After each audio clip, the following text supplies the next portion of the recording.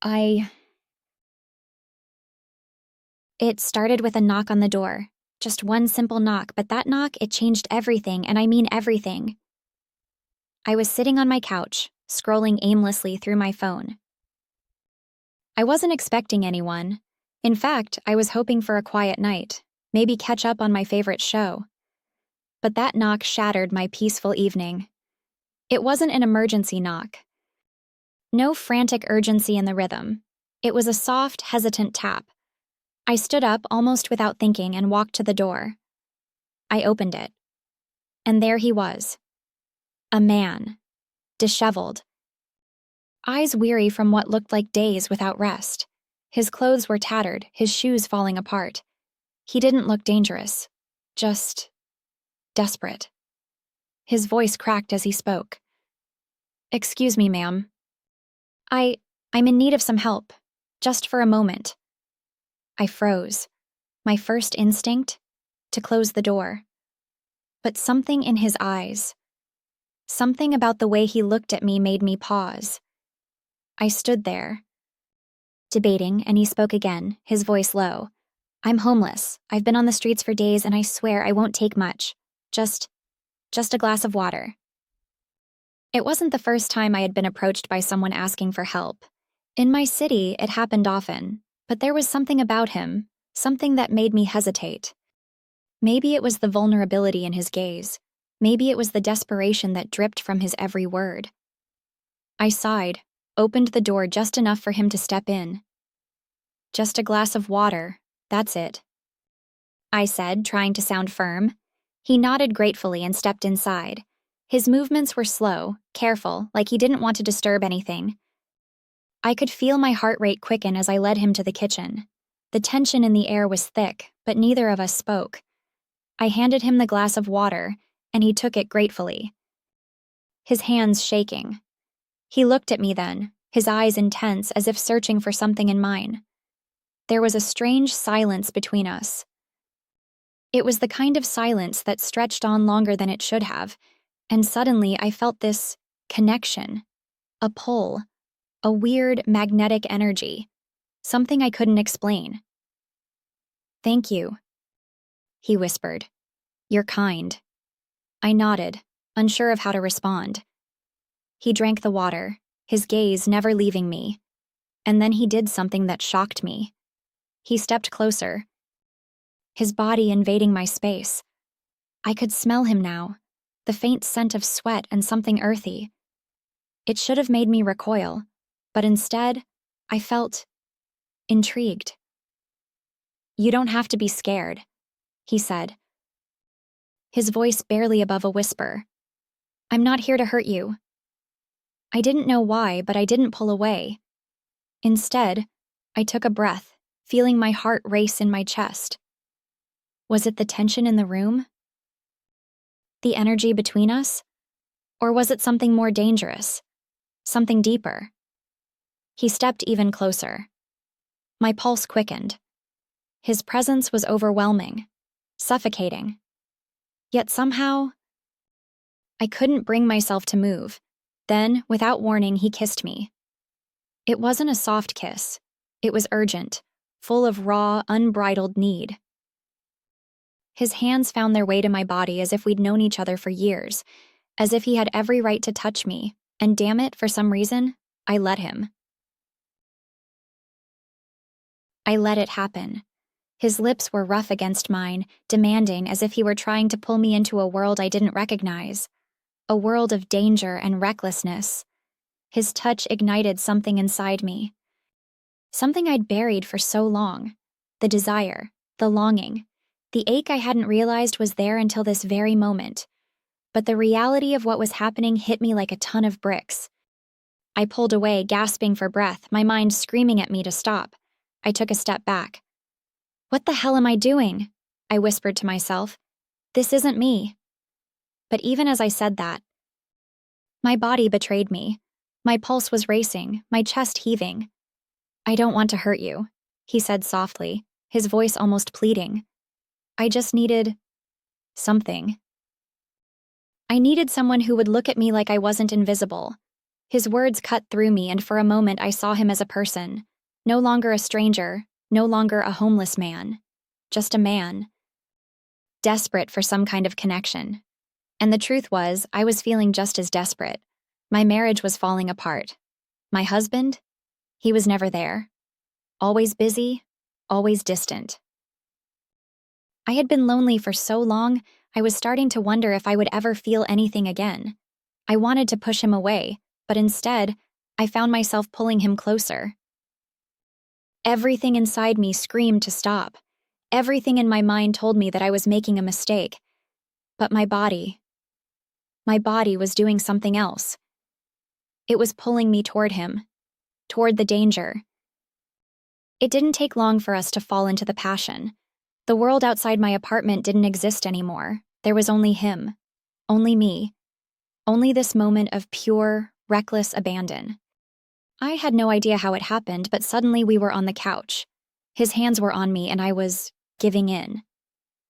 Everything that had been buried inside of me for months, maybe years, came rushing to the surface.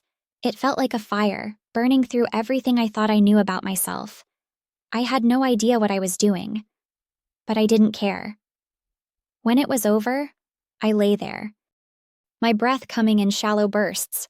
I had just made the biggest mistake of my life, but somehow I couldn't regret it.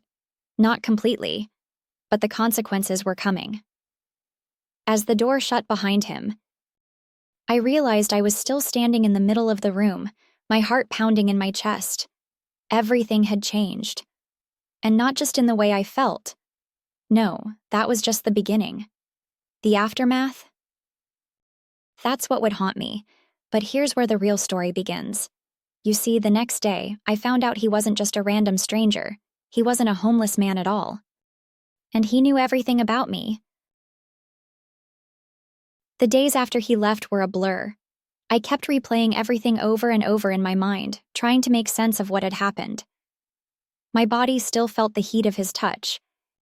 And my mind couldn't escape the pull, the temptation. I couldn't stop thinking about him, but the guilt, it gnawed at me. Every time I glanced at my husband, sitting across from me at the dinner table, I felt like a stranger, like I was wearing a mask. We hadn't spoken about anything real in months, maybe even longer.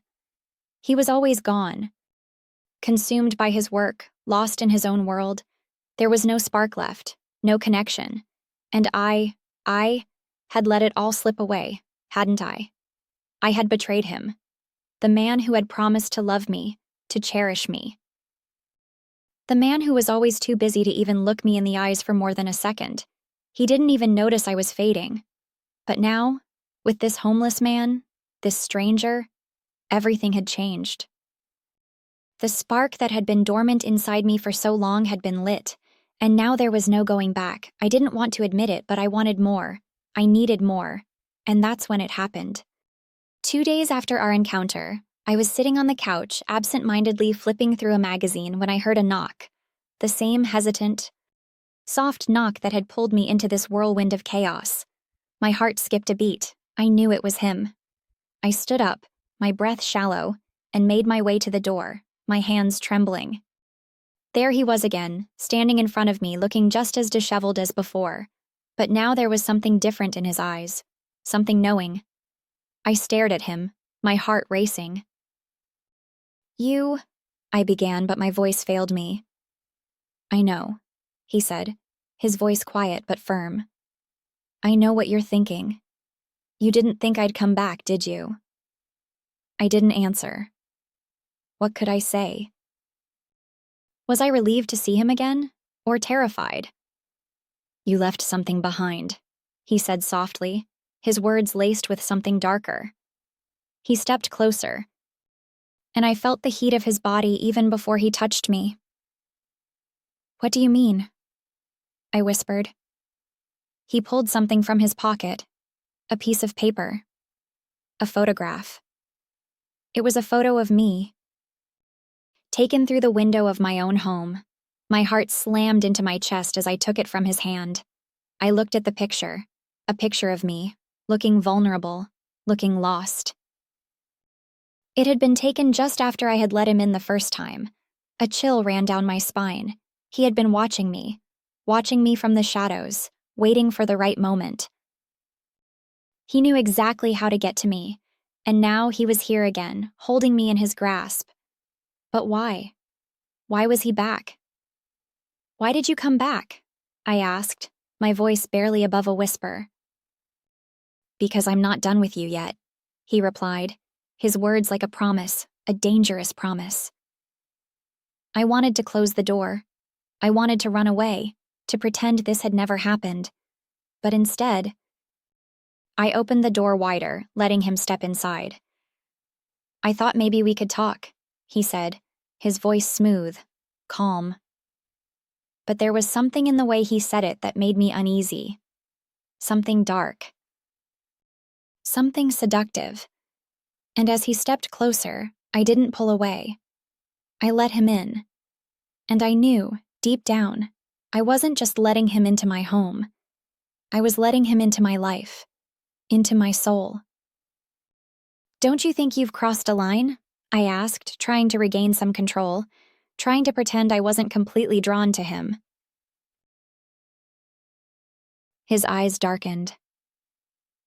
What if I told you, he began, his voice a low, dangerous murmur, that you've been crossing that line for months? All you needed was someone to remind you how it feels to truly be seen, to truly be touched. I shivered. I hadn't realized how much I needed that, how much I craved it. All I had wanted was to feel alive again, to feel desired, to feel something. But as he moved toward me, my mind screamed at me to stop. Don't you care? I asked, my voice trembling. His smile was slow, almost cruel.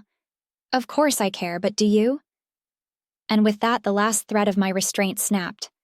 I kissed him. Not out of desperation, but out of some dark, primal need I couldn't control. There was no going back after that kiss. The fire between us exploded once again, and I gave in completely. The truth is, I don't know how long this madness will last. How long I'll let this man have control over me. But I know this, he has already changed me. As for my husband, he still hasn't noticed a thing. Maybe he never will. But one thing is for certain, I will never be the same woman I was before that knock on the door.